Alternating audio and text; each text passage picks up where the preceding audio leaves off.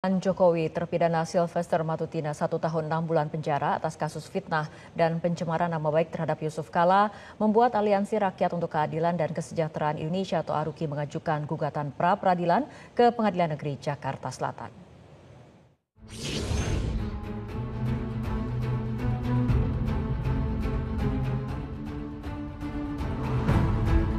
Berlarut-larutnya kasus Sylvester Matutina yang tak kunjung dipenjara meski sudah inkrah sejak 2019 lalu membuat publik jengah.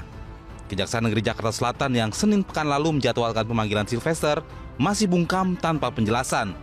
Padahal Kejaksaan Agung telah meminta jaksa eksekutor segera memenjarakan Sylvester Matutina. Aliansi Rakyat untuk Keadilan dan Kesejahteraan Indonesia atau ARUKI menganggap langkah jaksa yang belum mengeksekusi terpidana Sylvester Matutina sejak 6 tahun lalu telah melanggar ketentuan perundang-undangan. ARUKI pun mengajak gugatan pra-peradilan terhadap termohon Jaksa Agung, Kejati DKI Jakarta, serta Kajari Jakarta Selatan ke Pengadilan Negeri Jakarta Selatan.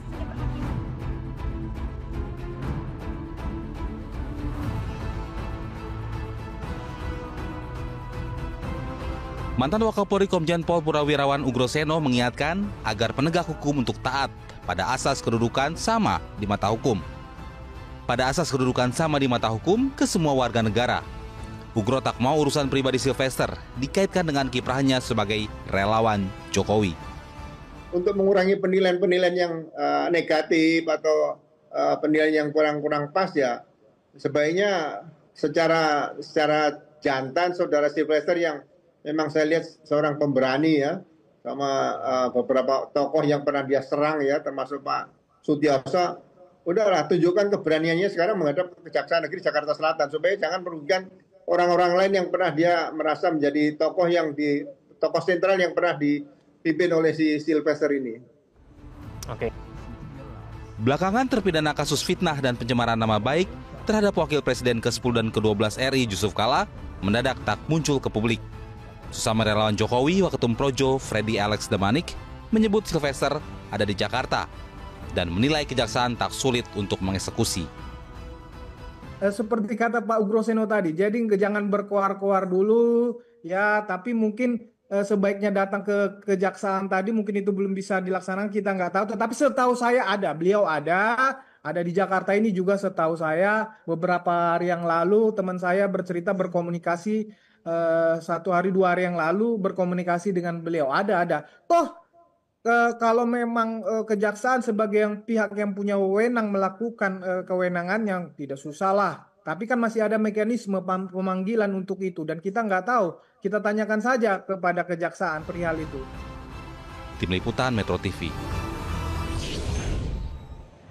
Buntut tidak segera eksekusi relawan Jokowi Sylvester Matutina yang divonis 1 tahun 6 bulan penjara atas kasus pencemaran nama baik terhadap Yusuf Kala, pihak kejaksaan digugat pra-peradilan di Pengadilan Negeri Jakarta Selatan. Kita akan membahasnya bersama Ketua Umum Aliansi Rakyat untuk Keadilan dan Kesejahteraan Indonesia atau ARUKI, Marcelinus Edwin Hardian, serta Menkumham periode 2004-2007 Bapak Hamid Awaludin. Selamat malam Pak Hamid, selamat malam Mas Edwin. Selamat malam. Baik, saya akan ke Mas Edwin terlebih dahulu. Mas Edwin, apa alasan mengajukan gugatan pra-peradilan ke Pengadilan Negeri Jakarta Selatan? Baik, terima kasih Mbak Fitri, Pak Hamid, mohon izin.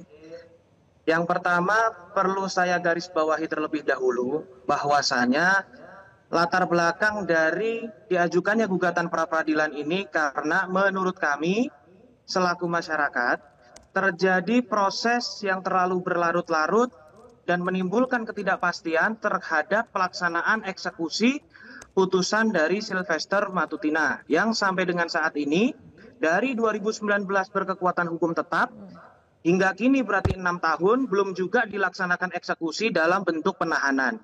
Nah, hal ini tentunya menurut kami ini yang perlu diuji dalam hal ini melalui lembaga pra-peradilan dalam substansi terkait tidak sahnya penghentian penuntutan yang dilakukan oleh Kejaksaan Negeri Jakarta Selatan yang kami gugat selaku termohon dalam pra-peradilan.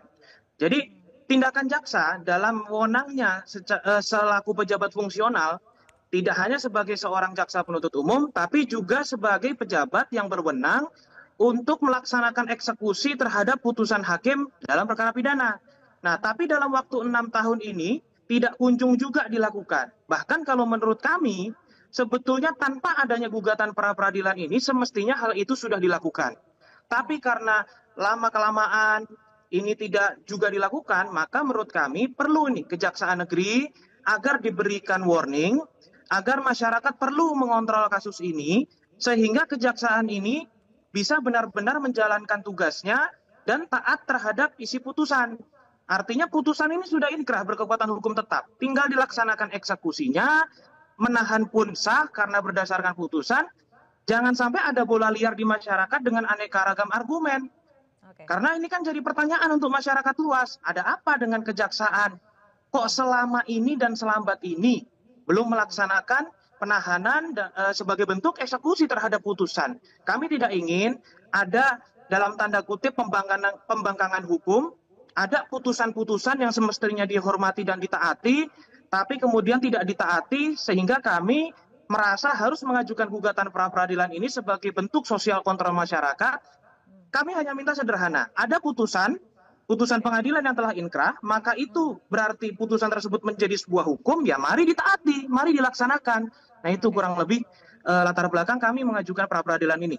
Oke, saya akan ke Pak Hamid. Pak Hamid, ini putusan kan memang sudah inkrah atau berkekuatan hukum tetap sejak 6 tahun lalu, tapi kemudian Sylvester ini tidak kunjung ditahan ataupun dieksekusi. Apakah ini semata karena masalah proses administrasi, ataukah menurut Anda ada muatan politik? Awalnya saya menduga administrasi. Tapi setelah sekian lama, sejak dari tanggal 4 Agustus, ya Kejaksaan Agung sudah mengumumkan, maka bukan lagi persoalan administrasi. Saya khawatir ada dua kemungkinan besar. Kemungkinan pertama, memang saudara Sylvester yang dikaitkan sebagai pengikut setia Bapak Jokowi, Joko Widodo, ada intervensi. Itu kemungkinan pertama. Kemungkinan kedua, taktik Sylvester mengulur-ulur eksekusi sampai adanya abolisi dan amnesti yang diharapkan keluar sebelum tanggal 17 Agustus tahun ini. Ya, mungkin ini taktik dia.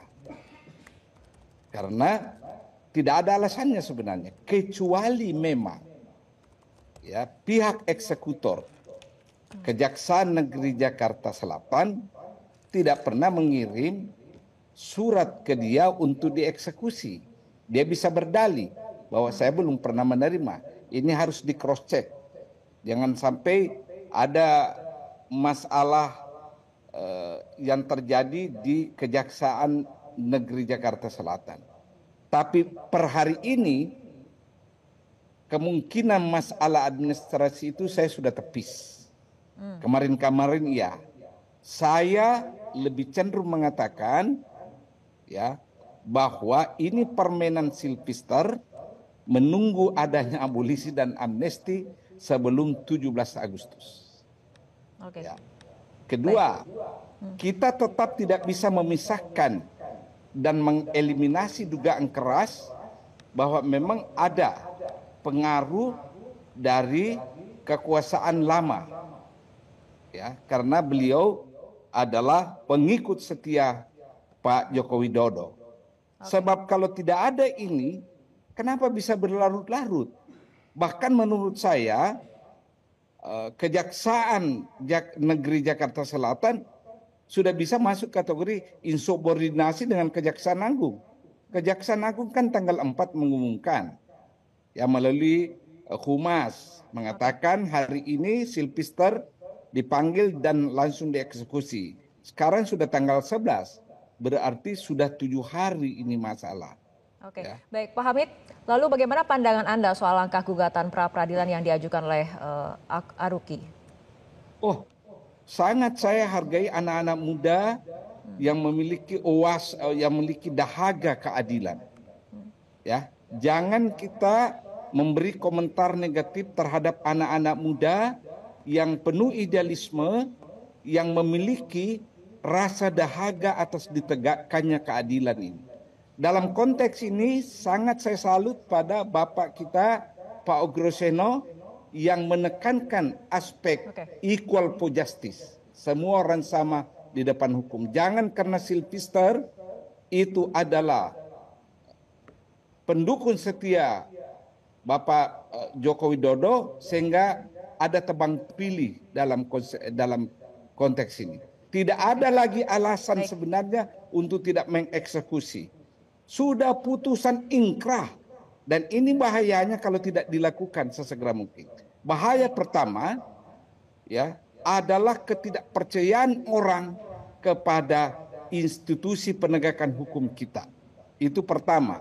Yang kedua akan membuat hubungan disharmonis antar lembaga, yakni Mahkamah Agung sebagai pihak yang memiliki kewenangan mutlak melakukan putusan ingkrah dan Kejaksaan Agung sebagai pihak eksekutor. Ini bahaya sekali kalau tidak segera dilakukan. Terjadi disharmoni kelembagaan dan ironinya yang disharmonis ini adalah lembaga penegakan hukum, tempat orang mengadu dan mencari keadilan. Oke, baik, saya akan kembali ke Mas Edwin mengenai putusan perkara yang sudah inkrah 6 tahun berlalu ini. Apakah menurut Anda proses pemidanaan ini masih berlaku atau sudah kedaluarsa? Baik, kalau menurut saya secara pribadi, kadaluarsa atau tidak itu sebenarnya begini. Andaikan saat ini putusan tersebut pemidanaannya dikatakan sudah daluarsa, itu menjadi tanda kutip pertanyaan kembali. Artinya kenapa sebelum ini mencapai masa daluarsanya, tidak segera dilakukan penahanan dan tidak juga segera dieksekusi itu putusan. Nah, itu yang pertama.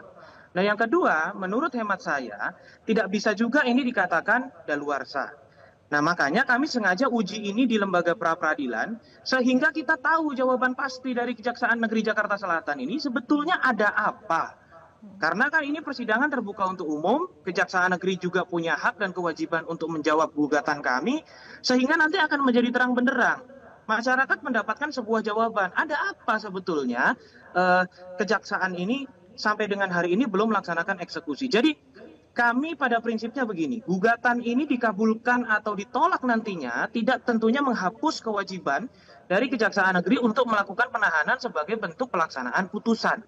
Jadi perdebatan, saya memantau belakangan ini ada perdebatan masalah ini daluarsa atau apa, itu sebetulnya tidak perlu diperdebatkan jika dari 2019 itu sudah dilaksanakan eksekusinya. Kalau 1-2 bulan ya mungkin menyambung yang tadi Pak Hamid sampaikan, 1-2 bulan oke lah kita memaklumi ini soal administrasi. Tapi 6 tahun. Nah 6 tahun ini administrasi apa? Kan seperti itu. Ini kan tinggal permasalahannya ini silahkan Kejaksaan memberikan penjelasan melalui pra-peradilan nanti. Dan seandainya pun pada akhirnya nanti pra-peradilan kami ini dinyatakan NO atau ditolak sekalipun, tidak menggugurkan kewajiban kok. Nah, jadi ini semestinya menjadi cambuk, menjadi apa sebagai bentuk kasih sayang kami juga sebetulnya kepada Kejaksaan, bahwasanya sebetulnya nggak perlu masyarakat itu sampai seperti ini. Artinya kalau sudah sampai diajukan gugatan seperti ini ada sesuatu yang dalam tanda kutip terjadi tidak benar ya dalam proses pelaksanaan eksekusi terhadap Sylvester ini. Oke, baik. Kembali begitu, ke Pak Hamid. Untuk prosedur eksekusi sendiri, Pak Hamid, apakah harus ada pemanggilan lagi atau seharusnya pihak Kejaksaan bisa langsung menjemput paksa ataupun menahan langsung Sylvester? Sebenarnya bisa langsung, apalagi sejak tanggal 4 itu sudah diumumkan. Ini kan persoalan mengirim selembar surat, wahai Sylvester, kita mau eksekusi saudara. Ya, di situ. Tidak ada lagi sebenarnya. Saya berusaha selama ini beberapa hari ini mencoba memahami. Tapi dengan tenggang waktu yang begitu panjang 7 hari sejak tanggal 4, tenggang rasa saya, pengertian saya sudah mulai tidak ada. Karena sudah tidak logis. Sangat tidak logis sebenarnya ini. Penundaan. Dan semakin hari semakin berkecambah itu fitnah. Menghubungkan Sylvester dengan Bapak mantan Presiden kita Joko Widodo. Semakin berkecambah itu desas-desus. Apakah dia dilindungi dan sebagainya dan seterusnya. Dan yang saya herannya ketika pihak Kejaksaan Agung mengumumkan hari itu tanggal 4, Sylvester kan juga jumpa pers, menunjukkan gelagat bahwa siap kooperatif. Tiba-tiba sekarang hilang dari peredaran. Ada apa ini? Dan sekali lagi, sudah 5 hari terakhir ini setiap saya melakukan penjelasan di pers termasuk Metro 3 kali, selalu saya mengatakan, Bapak-bapak Kejaksaan Negeri Jakarta Selatan, tolong umumkan ke publik apa masalah yang dihadapi sehingga tidak dilakukan eksekusi. Nah sekarang muncul masalah baru, ada gugatan pra peradilan dan makin hari muncul gerakan-gerakan nanti. Belum gerakan demonstrasi yang besar-besaran nanti. Pasti ada muncul karena rasa keadilan itu tergugat. Rasa keadilan itu muncul pada tiap orang. Kok ada orang yang dianggap super, ada orang yang dianggap hebat. Ini akan muncul rasa keadilan seperti ini. Baik, Pak Itu Hamid dan juga Mas konteksnya Edwin, kita oke. Baik, kita tunggu tindakan selanjutnya dari pihak Kejaksaan Negeri Jakarta Selatan mengenai penjelasan lebih lanjut dan juga ketegasan dari pihak Kejaksaan Negeri Jakarta Selatan terkait kasus ini. Terima kasih Pak Hamid dan juga